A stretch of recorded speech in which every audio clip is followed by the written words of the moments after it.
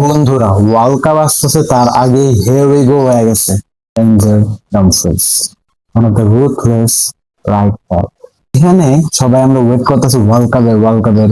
তারপরে আমাদের প্যারিস জায়গার ইলেকশন হবে। এর মাঝখানে কোনাটে ওয়াইট আছে। প্যারিস জায়গায় যখন যদি ইলেকশন জিতে, ওটা জিতবো অবভিয়াসলি, যেমনি হোক। এগুলোতে যে এগুলো কি ওয়ার্ল্ড কাপের আগে এসব সাইনিং করতে হবে কি? এটা প্যারিস জায়গার মার্কেটিং, যাতে আমরা একটু মনে করি যে ভাও আমাদের প্যারিস জায়গা এত ভালো সাইনিং করতেছে, জিতে যেতে তারই হবে। জোল Dumfries is really a great signing for us. Spanish league জেতার জন্য ডেট লাগে স্কোয়াডে। আর এরা বুঝে দিতেছে মরিনো আমাদের কোচ, এসব সাইনিং দেখা বুঝে দিতেছে কোনাতে, মানে জেনারেশনাল সিবি। লিভারপুলে যে লাস্ট সিজনটা গেল, ভ্যান ডাইকের তুলনায় আমার তো মনে হচ্ছে কোনাতে বেশি ভালো পারফর্ম করছে।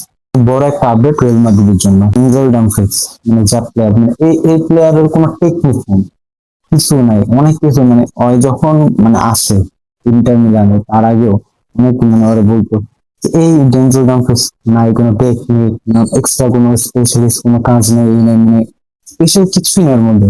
প্লেয়ার এখন রিয়াল মাদ্রিদের একটা প্লেয়ার, হোয়াট আ জার্নি। 20 মিলিয়নের মধ্যে Denzel Dumfries is a very good signing. Denzel Dumfries কিন্তু মানে ওরকম প্লেয়ার না যে পাসিং করবে, ও সুন্দর সুন্দর খেলা, আর যাইবো, অ্যাটাক করব, গোল দিব, ডিফেন্স করব, ফালা দিব।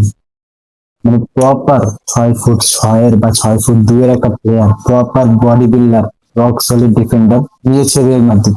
This is a very good signing for Real Madrid. Next season দেখা যাক লিগের মধ্যে কিছু ভালো করা যায় নাকি। এখন তো ফুল ফোকাস সবার ওয়ার্ল্ড কাপে, আশা করি ওয়ার্ল্ড কাপ অনেক ভালো হবে। But very good signing for Real Madrid, Benzema Dumfries and Konate.